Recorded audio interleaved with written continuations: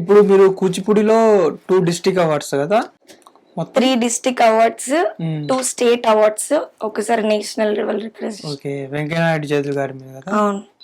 అప్పుడు ఆ మూమెంట్ ఎలా అనిపించింది మీకు?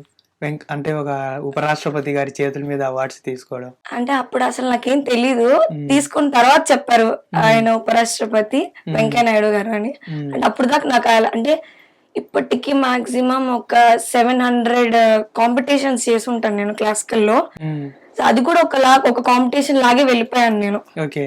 సో అదెంత స్పెషల్, లాస్ట్ లో special, I felt special, very special, beautiful memory. Western ఇంట్లో ఒప్పుకోరు అనేసి చెప్పారు మీరు ముందే, కానీ ఈ కూచిపూడి నుంచి మళ్ళీ వెస్టర్న్ కే వచ్చారు చివరికి. ఆ వెస్టర్న్ అంటే కూచిపూడి వదలలేదు కదా నేను ఇంకా. ఆ ఇంట్లో ఒప్పుకుంటారు లేదా అనేది మనం ఎలా ఉంటామో దాన్ని బట్టి ఉంటుంది. ఫస్ట్ ఒప్పుకోలేదు, నిజమే ఒప్పుకోలేదు, బట్ నేను అలానే ట్రావెల్ చేశాను, వదలలేదు, ప్యాషన్ అయితే వదలలేదు.